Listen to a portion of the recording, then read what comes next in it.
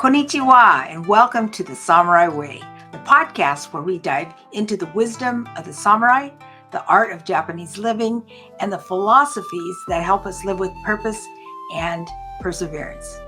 I'm Lori Sagawa, and whether you're here to explore Bushido, the samurai, uncover the meaning of Ikigai, or just looking for a little extra gambaru, never give up spirit in your daily life, you're in the right place.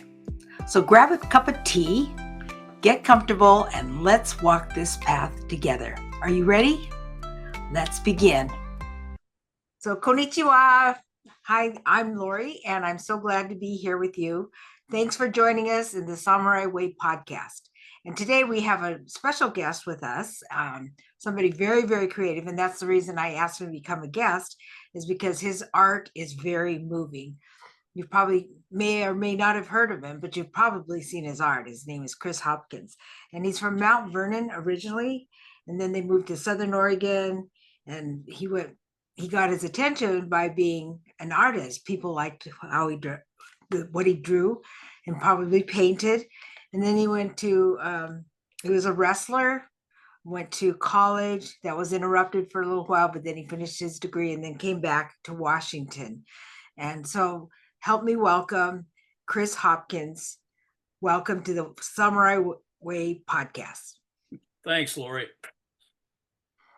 Glad to have you here. So I'd just like you to share a little bit with the viewers about your life and what led you up to that. And I think it's really interesting that you married a, probably like me, third generation Japanese American, and how it's affected your life and your art.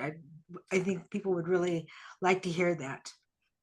Well, my wife, like I said, she's Sansei, and she is more than just a inspiration as far as the Japanese American internment project, which we worked on together.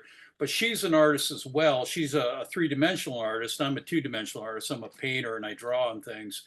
But she's got a great eye. She's a great partner. She's a tremendous artist, and she inspires me and encourages me. And as far as our internment project, a lot of this has to do with her family, because her entire family faced, the aftermath of Executive Order 9066. Her parents met at the Puyallup Fairgrounds at Camp Harmony, and she had other relatives that were anywhere from Tule Lake to Manzanar to Heart Mountain. And she's just been a wonderful partner. Plus, we worked together and created some children. One of them, our son, is a tremendous artist and a filmmaker in the Los Angeles area. So marrying her was a wonderful stroke of luck for me. Oh, that's very sweet. And so you probably learned a lot from her parents too, and being around the Japanese Americans. Oh yes, very much, very much. And I did learn that after, oh golly, 46 years, I guess, they are my family. I love them as they love me, and it's we've seen a lot of family members go in those years, pass on and whatnot. And they shared with me so much about their experiences and about their views on America after, the internment, after they endured. And a lot of it was just very inspiring.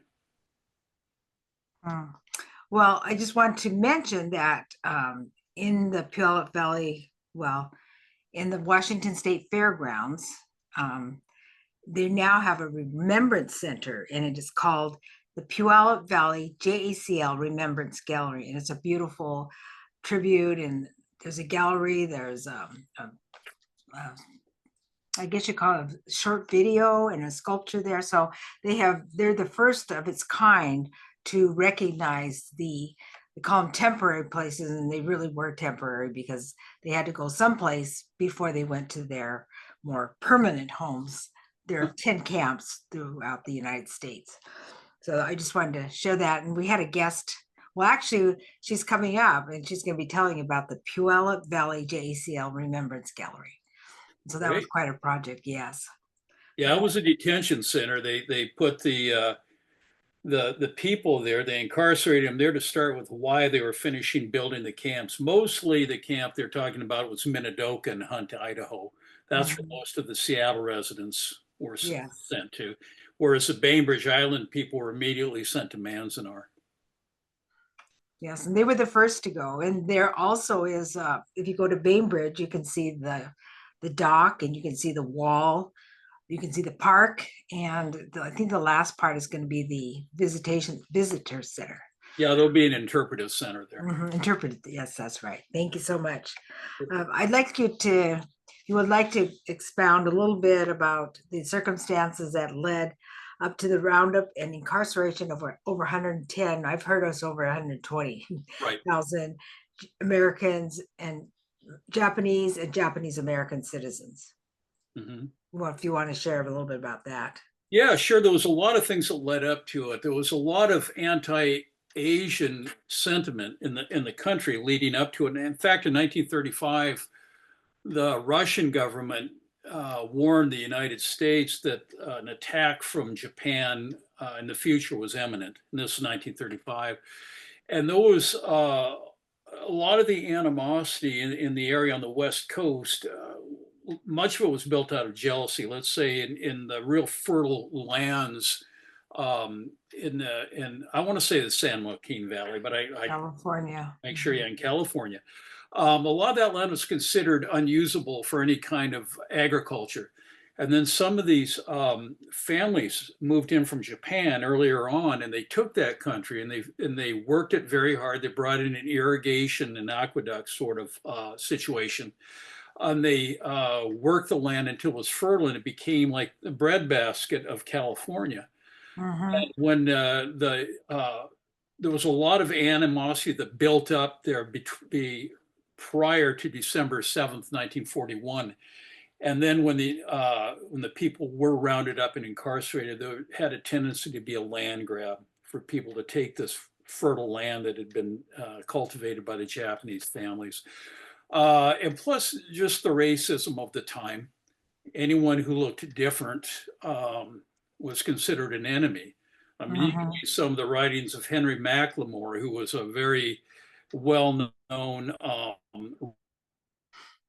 writer at the time, and the things that he wrote, well, nowadays standards, they would be just disgusting. I mean, there's no other way to say it. I don't like to go back and say, well, and revise a lot of things because, this is what happened back then. That was the feeling of the day. But what he wrote were just repulsive during any time. Some of the things he said. And then you had other people that would come out like the oh gosh, the name's escaping me, but the newspaper editor on Bainbridge Island, he and his wife, who wrote back, and fought back against the Mm-hmm. internment and the incarceration, and they suffered for it, but they stood their ground, and they had enough integrity to come out and fight what they saw was a very huge wrong to very innocent people. Mm-hmm. And Bainbridge Island, as I understand, was more unusual in that they were supportive of the Japanese Americans, and they wanted to have that the editor wanted to have people write them letters so that they Yes. could know what was going on. And there were people that lost a lot, but on Bainbridge, some people, came back to their homes. I know that nursery, his name was Junko, and Hmm. theirs was preserved. And then other, I have a friend who lives in the Puyallup Valley. Their land was taken care of by a neighbor, but most of the people lost their lands because the money was frozen.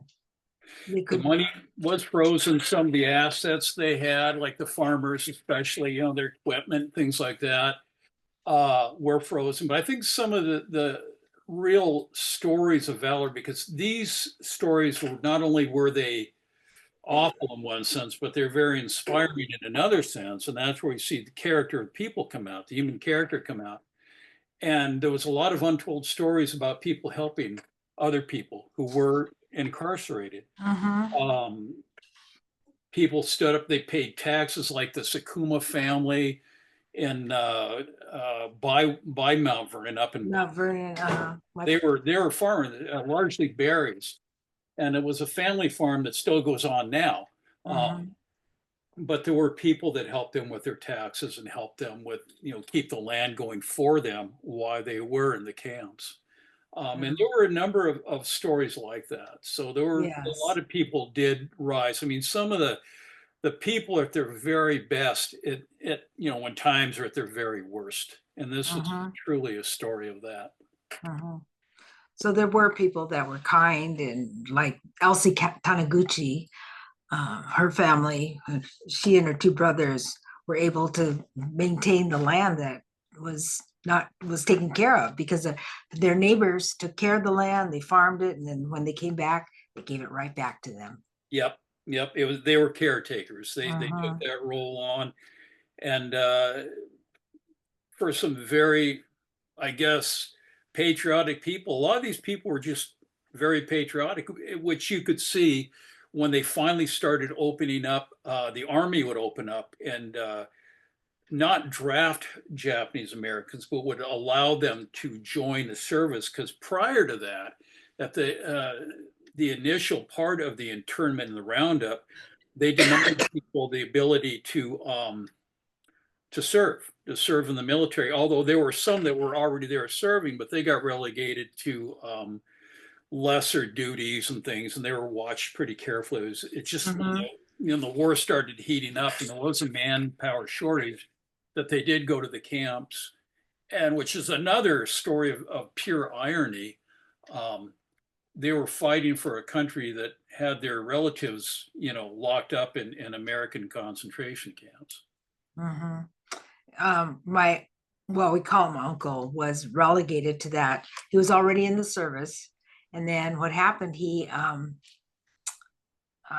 said he was relegated to enemy alien force C. Right, right. So do you want to, I'd like to know how you got into your project and how you got into it, because the we'll put in the notes for about your website, because the pictures are such beautiful emotions, and you can on a podcast they can't see that, but we can share with them about it, and maybe at the end we could show a few of the photos. But you want to tell about your project and how you were did different projects, or um, if they were projects or Yeah, something. when I first, yeah, well, this particular project is something that had been on my mind for a long time, because I used to drive on Highway 395 in California to go up to the Sierras, and I'd always pass this sign. It would say Manzanar, and this is before they made it a national historic, monument type thing, and there was nothing there but just a guard shack, just one that where you drive in, and there were some concrete pads that were all cracked, everything from age.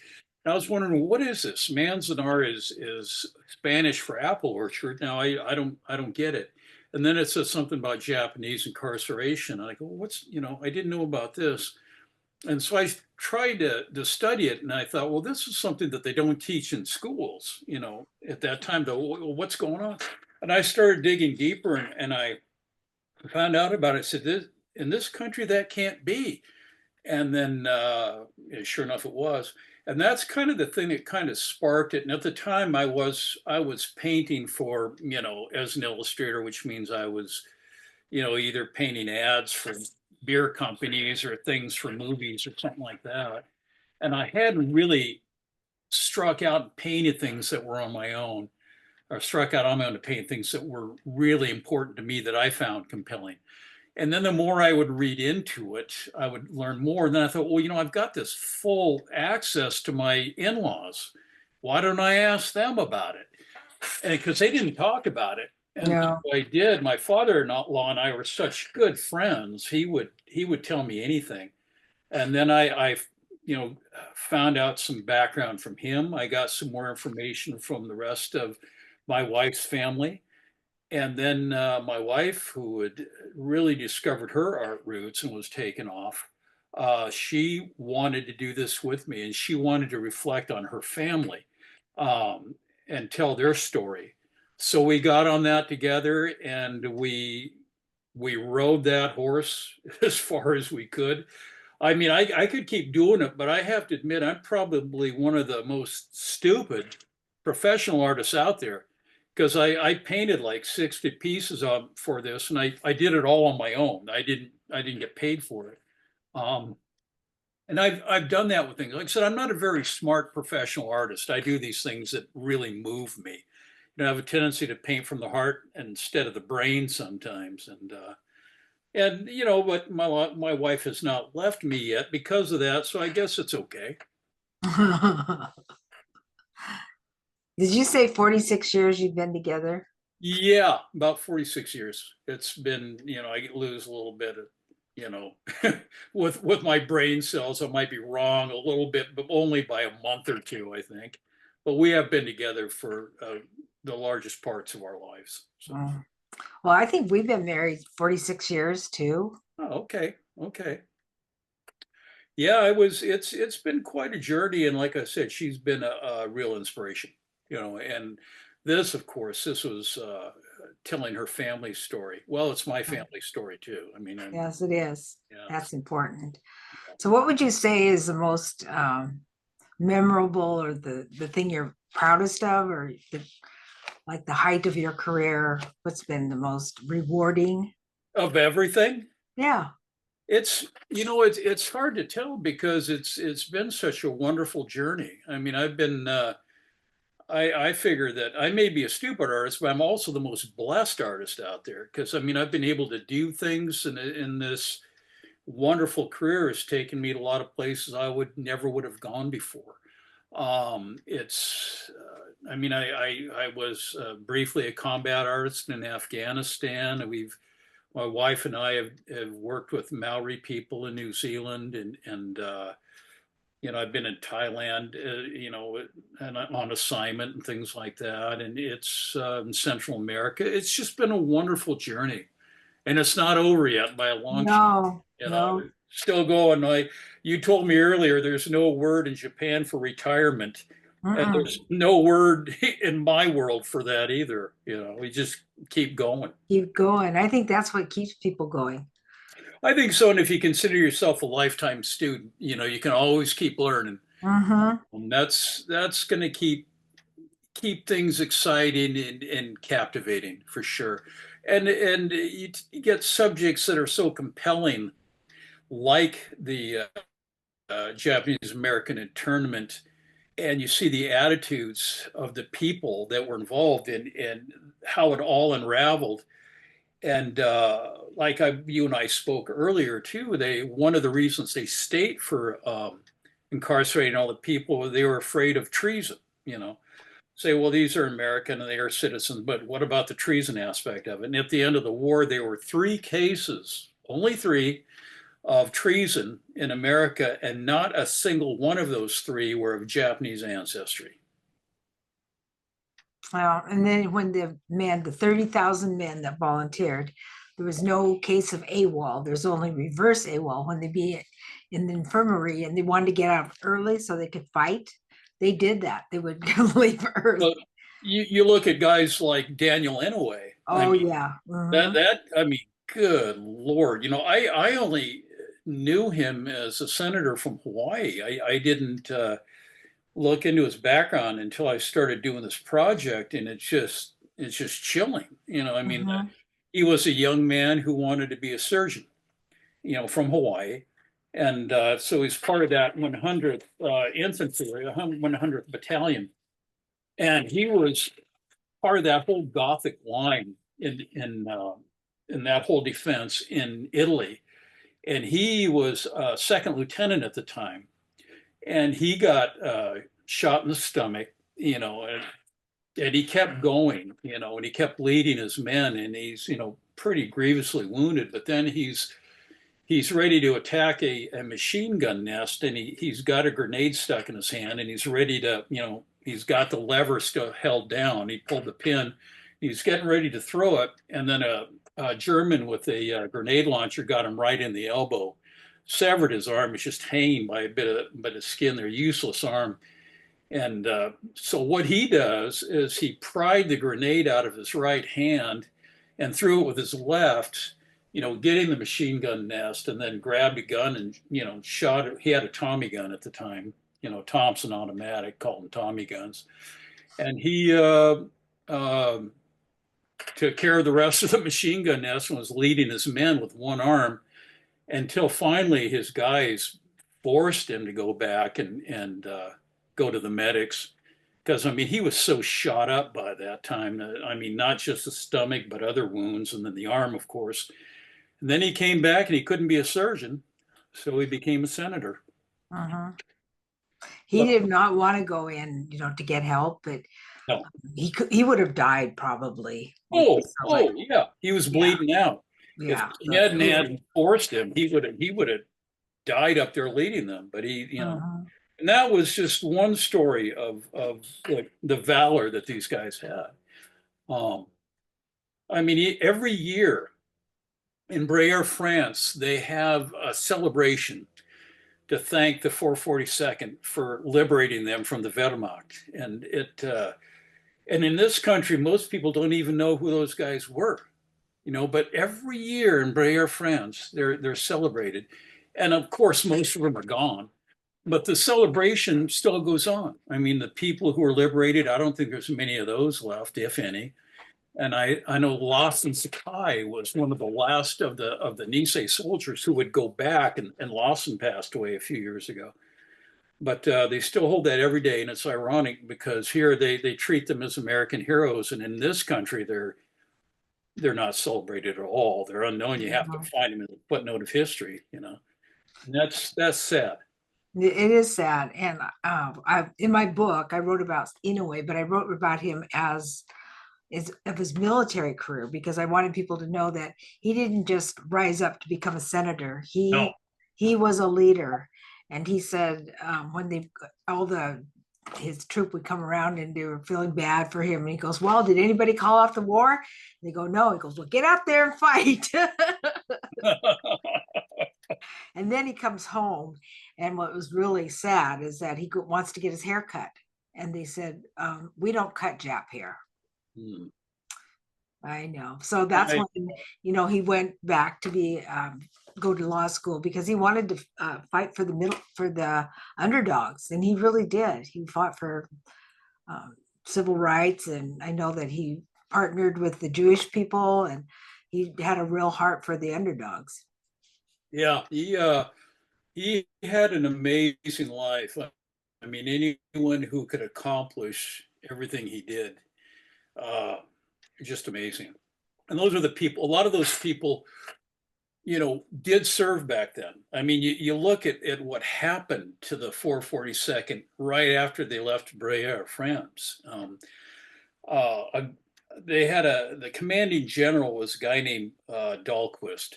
He was loved by dozens and hated by millions. He was just, nobody liked him. And I mean, should I get into the Lost Battalion now? You could a little bit, and then we probably need to wrap it up, but it's been fascinating. Okay. Yes. Should I or should I not?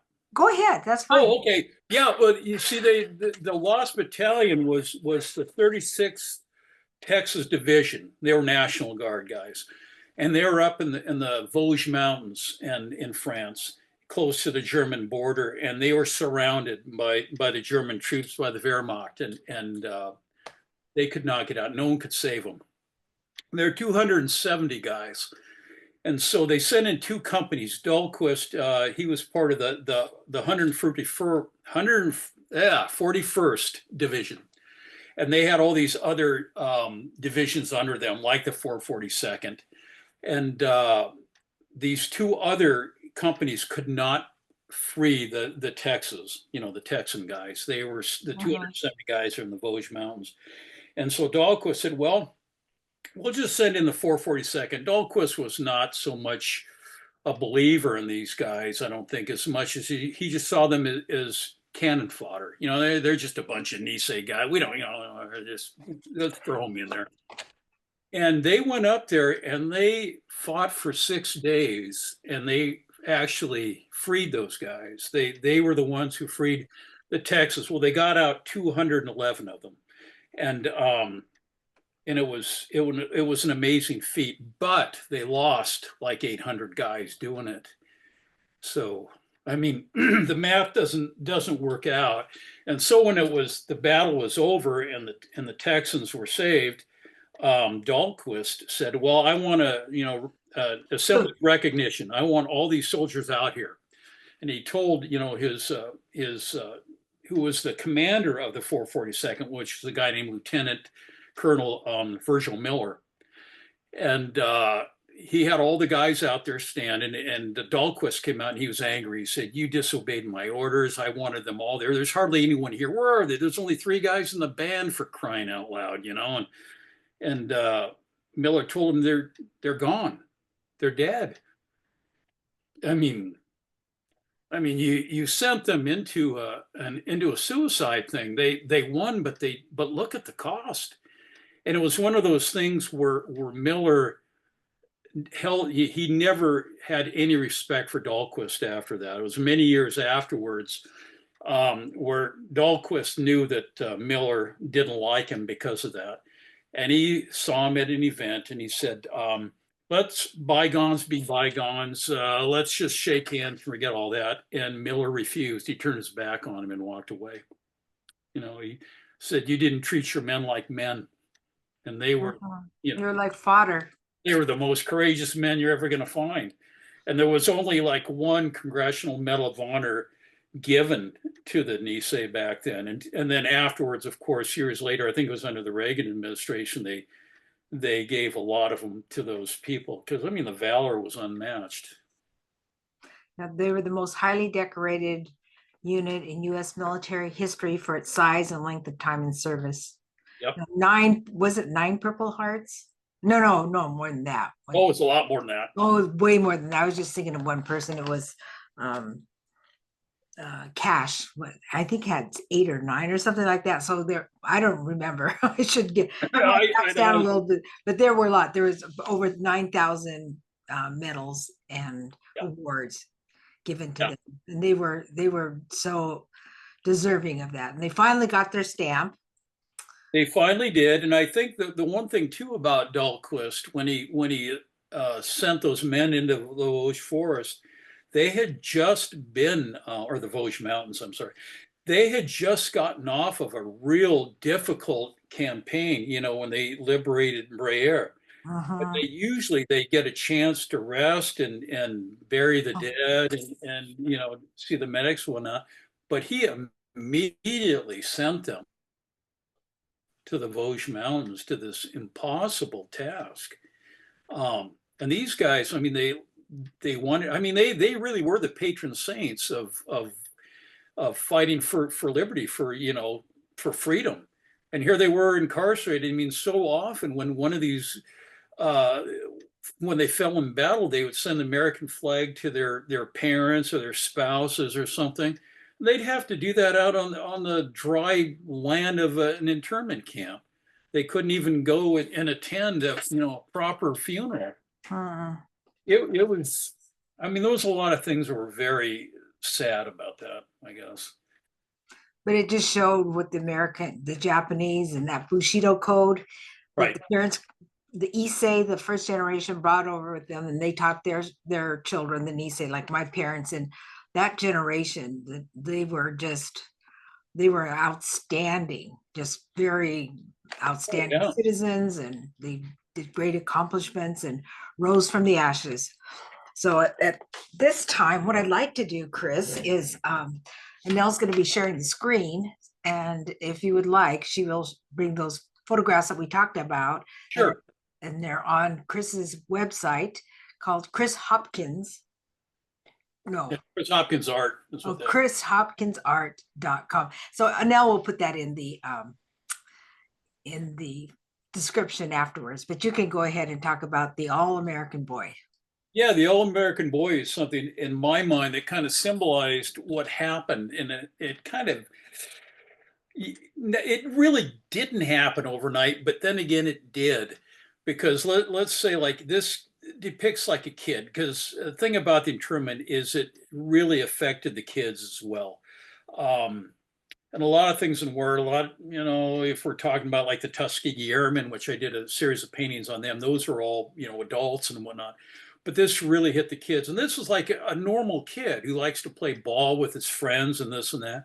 And like overnight, um, these, proud people became relegated to a three-letter word, Mhm. and this is when the animosity came out, and of course it was racially motivated in most cases, um, because people just did not understand, the general population didn't. So they were, they were attacked by someone who looked different than them. So they took those same people and made them scapegoats.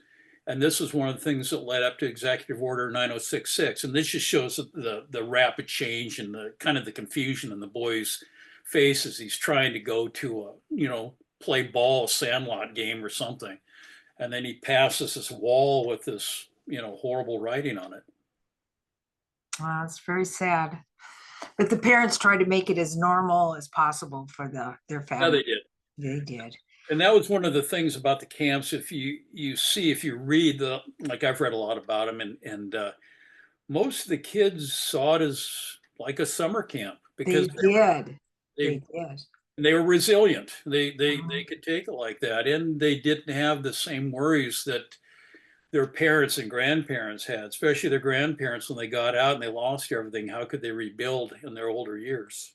Yeah, just shows their resilience. I just think of it's samurai, that samurai Right. spirit. So the Exactly. next one is about this happened right in our backyard, they call it Camp Harmony, but it really wasn't. They've renamed it and it's Yes. called the Puyallup Valley chapter. No, Puyallup Valley. Oh, Was that JUCL? yeah, the JACL. Yes. Exactly. Well, Camp Harmony again was Puyallup Fairgrounds, and that's where they hastily, put the people up when they would round them up in the basically the Seattle Tacoma area in Washington Mhm. State. And they would house them in horse stalls and whatnot. And this again was why it was a detention center, meaning they held them there temporarily until they finished building the camps. In this case, it was in Minidoka and Hunt, Idaho, where most of the Seattle people went, although they did go other places, but by and large, it was Minidoka.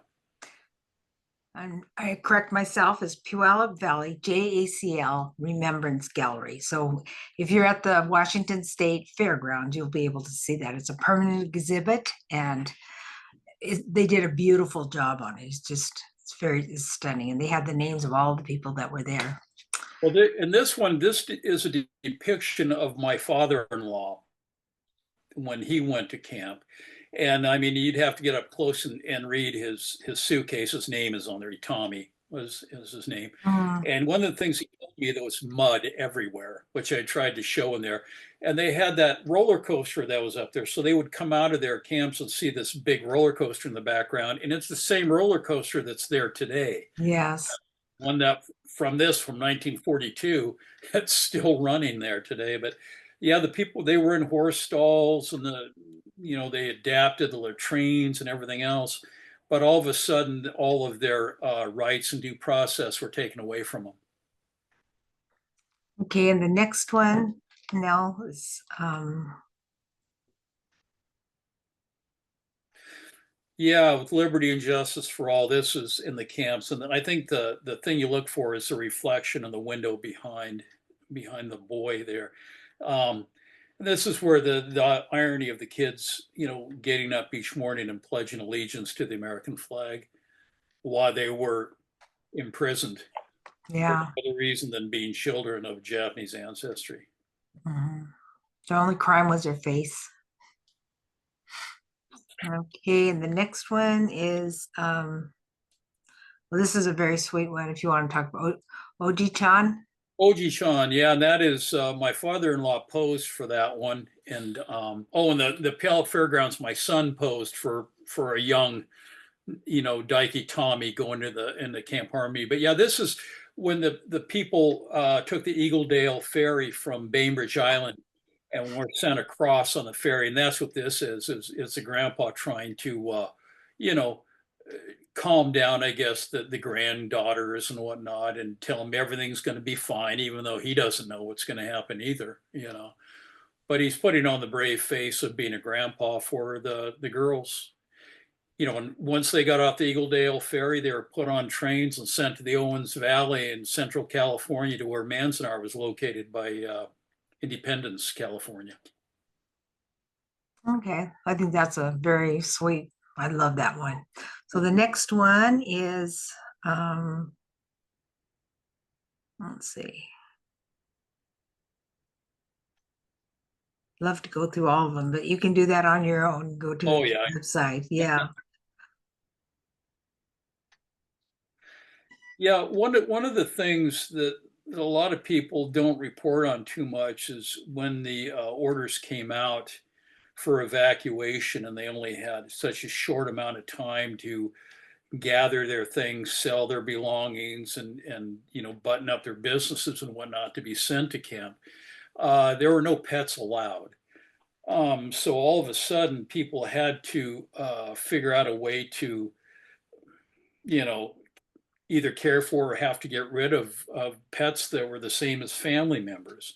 And those are some of the casualties that were never really reported from the 120,000 people that were incarcerated, as how they had to leave pets behind. And if they couldn't find someone to take them, they would have to abandon them oftentimes.